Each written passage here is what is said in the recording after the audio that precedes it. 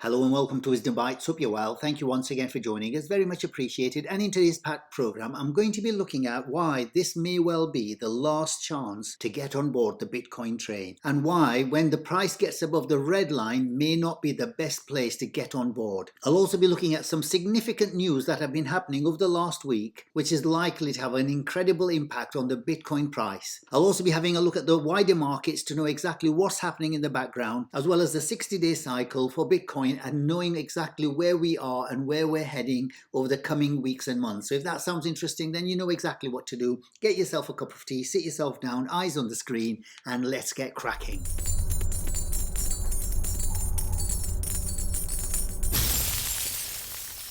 But before I begin, the usual polite reminder, please remember everything in my videos is just for educational purposes, so please always do your wider research before you make any investment decisions or any swing trade decisions. Okay, I'm going to start off with the most significant news of the week, and that is the Nashville Bitcoin conference, where we got the expected bullish news. Donald Trump was going to be calling for USA to be the crypto capital of the planet, and he's made it very clear to wholeheartedly embrace cryptocurrency if he's elected for the second term. So let's have a look at exactly what he's saying and what he really means. And he's using quite a lot of buzzwords here, in the sense that he wants the USA to become a Bitcoin superpower under his leadership. But this is the real key bit, the thing that will probably drive the prices higher if they are going to go higher from now on. And that is that his idea to create a Bitcoin strategic reserve using the currency that the government currently holds. And what this really represents is a key shift in his position from where he was back in 2019, when he thought that the value of Bitcoin was highly volatile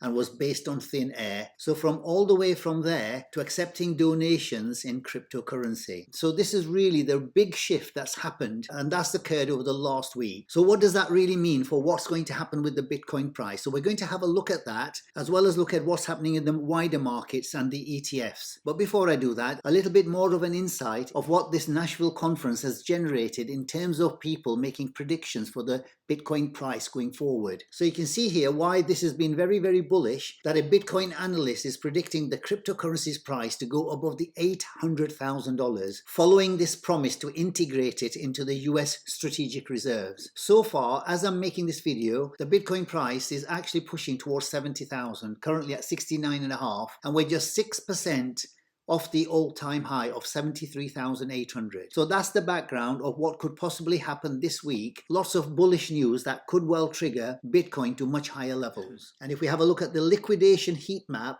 this is going to give us some sort of an idea in terms of the range for the Bitcoin price coming up this week. So these are the yellow zones where the stops are for the leverage players. And the lowest one here, the biggest zone here, is the one at 69,000. So this is the range where we should really bounce off from if we should get back down to the 69,000. And the top range at the moment is at 70,400. Once we clear this range, we should know exactly which way the Bitcoin price is going. And when we have a look at the 60-day cycle, that will give us another insight into where the Bitcoin price is heading. And if we move on to the Bitcoin tracker, we can see that BlackRock is absolutely powering ahead with the number of Bitcoins held now at more than 338,000. That's nearly 70,000 more than Grayscale, which is still bleeding the number of Bitcoins it's holding. But look out for these here, Fidelity, ARK and Bitwise, because together they're virtually now getting to the same level as the Grayscale. So you'll then have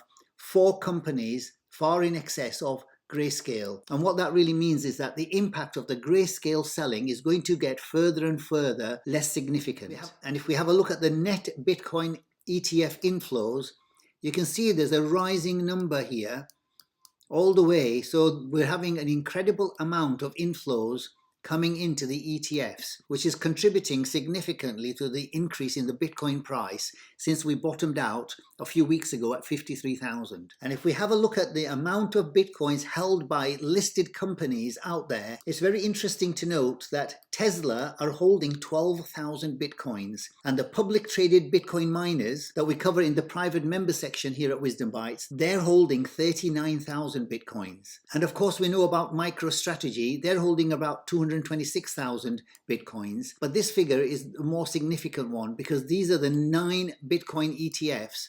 and they've gone from 0 in January to 644,000, far exceeding what Grayscale was holding in January. And this 644,000 is only going to be increasing in the coming months. And if we have a look at the ETF overview here, in terms of the number of holdings, in terms of what's been happening over the last week, there's a significant increase of 11,000 Bitcoins being bought up by BlackRock here. And while there's been a little bit of a bleeding here from Grayscale, 1,204, nothing like the 11,000 from BlackRock. And further down, we can see that the green figures are more significant rather than the red figures here. So the overall picture with the ETFs is that we're seeing an incredible amount of inflows now building up with the Bitcoin ETFs. And if we move on to the wider markets, we can have a look at, first of all, the dollar and why, as we've fallen out of this support range here, we may well see a retest of that support as resistance before we can get another fall down back to these levels around about the 100. But certainly that's setting up for a bigger move for the wider markets to go much higher. With interest rates about to come down in the background, we can only expect the dollar to come further down. And moving on to the SPX, we got the expected 60-day cycle correction here, but certainly it was much deeper than was expected. So we had these two targets here at the 5,500 and the 5,400. And as you can see, we had a deeper correction there, but this could well be the start of the new cycle here. So what we need to do is to get above this candle, the potential end of the cycle candle here, and that's at 5,491. So once we get above that, this orange line, that would confirm this as the end of the cycle and the beginning of a new one. The dollar is going to be coming down. It will give the room for the equities to actually move much further up. So we'll see how that develops. And moving on to gold, we're seeing this consolidation from this upper level here all the way down to these levels at 2,300. And a failed attempt to break above that level means that we're more than likely going to retest this level one more time, 2,300, before we make the break up. And what we see with this consolidation is that this is a continuation pattern to the upside. And this is where you would expect gold to break in the coming days and weeks. And we can see this more prominently on the weekly time frame. And what we've got here is a gravestone doji candle, which tried to break above that neckline here at about 24.30, but that's been rejected, which means that there is now downward pressure to push it down to this level, to retest this level one more time, 2,300. So just expect this to come back down over the coming weeks in the shorter term. And if we have a look at the monthly time frame, you can see quite clearly that this is really still a very bullish chart. So what we've really got here is a bull flag with a view to going back up to the upside here. So we're getting our higher highs and our higher lows being created on the monthly chart. And certainly if we put the 10 EMA, this would really be the deal breaker for gold. And that is that the blue line here, the 10 exponential moving average, once we've broken above this neckline, this strong neckline that we've had for many years, you wouldn't expect it to go below the blue line, the 10 exponential moving average. Because as you'll see here, we do tend to find a lot of support on this along the way, and once we did fall below it, it was recaptured straight away the following month. So even if the price of gold comes back down to the blue line at 22.30, that's still well within the realms of a continuation of the bull market. And similarly for the silver, as we can see, the blue line is currently at about 26.7, and we're getting a little bit more of a deeper correction with silver at the moment. However, the continuation is still to the upside here. And as we can see with the weekly time frame, we've come back down to this level that we'd put on, which is a 61.8. We're just about holding that at the moment, but certainly coming back down to the 26 here is still well within the realms of this bull market continuing for silver. And moving on to the 60-day cycle for Bitcoin. And as mentioned in last week's video, what we've got is a confirmation of this candle here as the end of the previous cycle and the beginning of the new cycle, and that was on day 65. And as I've mentioned before, these long wicks at the bottom, they tend to be the markers for the ends of the cycle and the beginnings of the new one. But that was going to be confirmed once we get above this level here at around about 63,800, and this is exactly what we've done. We've gone now above this, come back and retested this level twice now, and making higher highs since then. So we can expect this as a continuation into the midpoint of the 60-day cycle here, and then expect some sort of a correction at this point. But the question is, can we get above the 73,800 here. And if I put a ray at that top, if you watched my last week's video, my expectation was for us to come back and retest this level here within this 60-day cycle time frame. And that was without the Nashville Bitcoin conference. But the bullish nature of that conference changes the scenario a little bit, because we may well now have the makings of a break within this cycle. So my probability is now really 50-50. So what I was expecting with a higher probability last week was for us to use this as the start of the new cycle, come back into this midpoint, anywhere around here, have some sort of a midpoint pullback, and then go back up into the 60-day cycle here, with the 60-day cycle pull back to this level here, and then make an attempt to go above the 73,000. However, with the Nashville Bitcoin conference, this changes things a little bit, because I would say now there is a 50-50 chance that we get up to the 73,800. So once we retest that, it's entirely possible for Bitcoin to just break through that level with the amount of bullish noise that was created at the conference. So there are two pathways now for Bitcoin to go. In this cycle, this is now a possibility that we may well break above the 73,800. And if we don't manage to do that, the chances are we're going to come back here into the 60-day cycle at a higher level at this point, around about the 69,000. So use that as the launch pad for breaking up above the 73,800. So the narrative really is either we break above the 73,800 in this cycle, and that could happen this week, or we find some consolidation at a higher level between 69 and 73,000. So the end of this current cycle is on the 3rd of September. So anytime in September, we could well get a break if we don't get it in the next week or so. So it's all looking very bullish now for Bitcoin. For me anyway, the Nashville conference provided some game-changing news regarding the possibility of Bitcoin becoming a strategic reserve for the USA government. And if you look at it from another angle, that when we bottomed out here at 53,000, from that level to currently, we're about 30% up. So from the start of the cycle, within 24 days, we've got up to 30%. And as I showed you in the news, we're only around about 6% away from the actual all-time high. And what we've got is another 36 days to the end of the traditional 60-day cycle.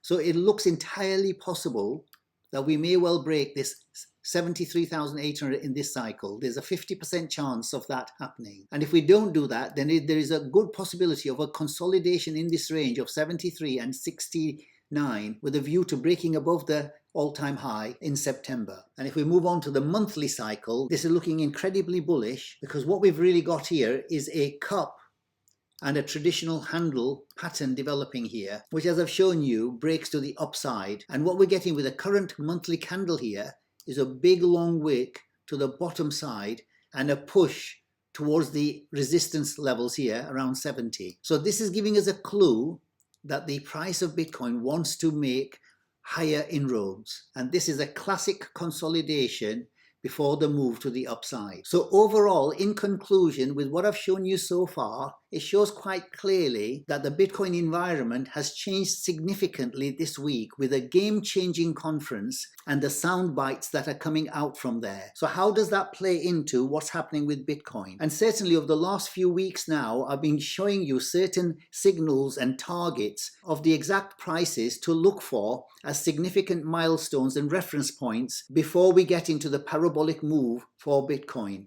So I'm just going to have a quick look at that and why the current Bitcoin price may well be presenting the last chance to get on board the Bitcoin train. So this is the bigger picture view with Bitcoin regarding some of the signals that we've been looking at over the last many weeks. And that is, we've got the red line of the pi cycle and the green line of the pi cycle here. And this red dotted line is the halving. And as we've seen before many times, is that the last peak before the halving, which is this point here at 73,800, what usually happens after this is that once we hit the halving, the price usually comes back to the green line as it did here. And in the previous 3 cycles, the price broke below the green line as it's done exactly here in the current cycle. But once we recapture that, as I showed you in last week's video, there's a good probability that it's going to come back and retest that green line one more time, and that's exactly what it's done here and now bounced off from there. So the first target was to recapture this green line, which we've now done, and retested it as support. And the second target before the parabolic move to the upside is going to be this orange dotted line, and that is the previous all-time high here at 73,800. So this is what we're waiting for. We've had the confirmation of the first part of the parabolic move. The second part is going to be recapturing this orange line, and as I've just pointed out, we may well get that in this cycle due to the game-changing news from the Nashville conference. But if we don't do that now, it's imminent that we should do that in the September 60-day cycle. But certainly we are on the verge, we're on the cusp of moving much higher, whether it's going to be within this cycle or the next cycle. And then the final move will be above the red line here, which is currently at about 98,000. So by the time this comes up here, this is going to be more towards the 104,000. So that will be really the final chance.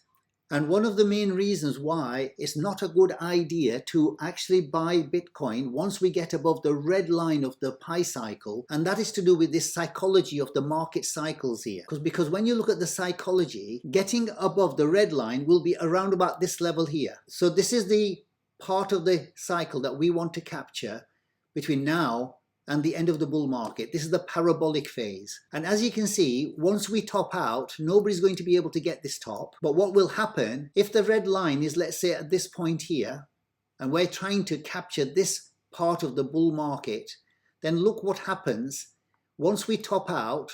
And as I mentioned, not many people are going to get this top. The market falls very rapidly. So those who get in at the red line here are more than likely going to lose out on the way down and even further down here.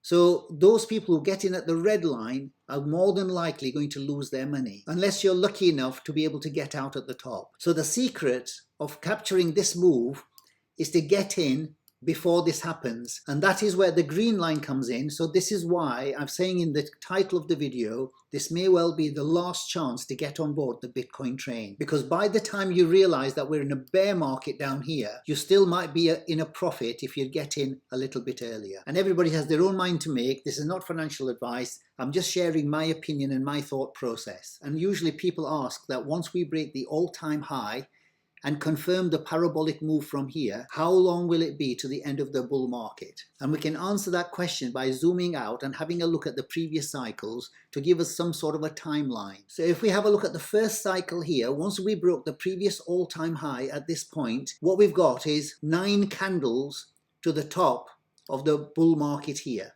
So we had 9 candles in the first cycle. Then in the second cycle, once we broke above the all-time high, we had 7 more candles here in the second cycle, and in the third cycle we had 4 candles.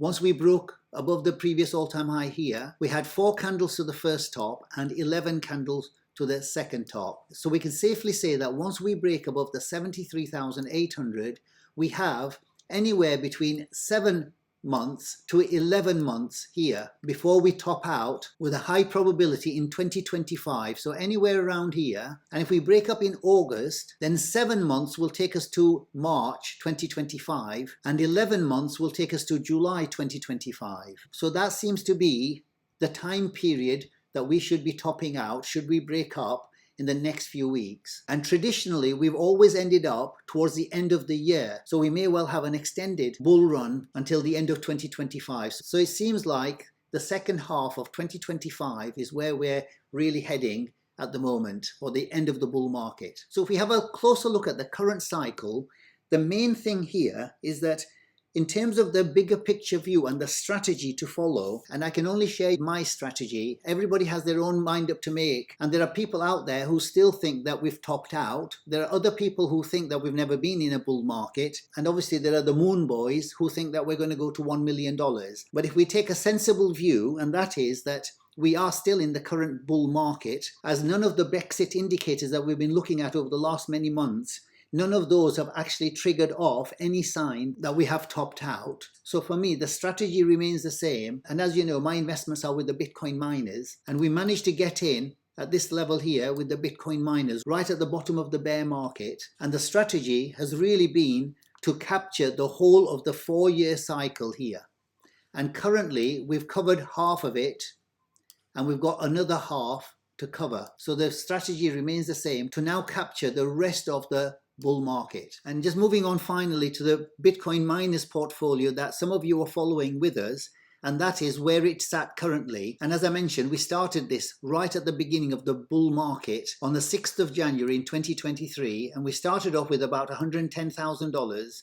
And that went up to, by the end of 2023, i.e. within 12 months, it went up to 434,989. And in 2024, this became part of our passive portfolio, which is a control portfolio for the trading portfolio, which I'm going to show you in a second. But that 434 is currently now at 499,000. So it's around $500,000. And our target for the end of this bull market is $5 million. So we need to be going up by 10 times, 10x on the Bitcoin miners by the end of the bull market. So this is just by doing nothing and keeping the same Bitcoin miners throughout the period until the end of the bull market. But this is our trading portfolio, which is what we've been really running with this amount of money that we made in 2023. So we use this amount of money for the trading portfolio during 2024, and that's running now at over 40% in this year alone. And that's now up to 608,000 on the close of play last Friday. And again, we've got the same target here. And if the Bitcoin miners were to 10x from here, that would be a $6 million end target. And I think some people got confused that we're running two portfolios. We're actually running only the trading portfolio, and the passive portfolio is really a control to see that without trading, without doing anything, just by sitting still for the duration of the end of this bull market, what would the passive portfolio do, i.e. doing nothing with this amount that we got in 2023. So that portfolio, by doing nothing, is currently running at just under $500,000 with a target of 5 million here. So with the Bitcoin miners, you don't really need to be taking part in the trading side or anything like that. But the majority of the members in the Bitcoin miners section are actually just holding a passive portfolio to see where that will go. But with the trading portfolio comes a little bit more anxiety, a little bit more dynamism, a little bit more excitement. And with that is the potential to have more money as well. So if that's the kind of thing that you're interested in, then you can join us with the Bitcoin miners by clicking the join button below any of my videos, as well as in the description box. We have 2 videos a week on a Wednesday and a Friday. And in the trading portfolio, we use what we call a ratio trading, where we move between one miner and the other. So whenever we get the opportunity to see a miner going to be outperforming another miner, we shift funds from one to the other. And by doing those ratio trades, these are the results we've had so far from the beginning of this year. So we've seen some very good results so far. We're currently in 3 trades, and we're monitoring exactly where they'll be faring over the coming days and weeks. So you can click on either the join button here or the Bitcoin Miners membership join link with this red button here. And for the price of a coffee per week, you can have access to all the Bitcoin miners updates every day, as well as 2 videos per week, as well as the ratio trades as and when we execute them. Okay, we'll leave it there. I hope you found value in the video. If you did, then please do remember to like and subscribe if you haven't already done so. And if you've got any comments, leave them in the comments below. Until the next time, take care, stay safe, and I'll see you in the next video. Bye for now.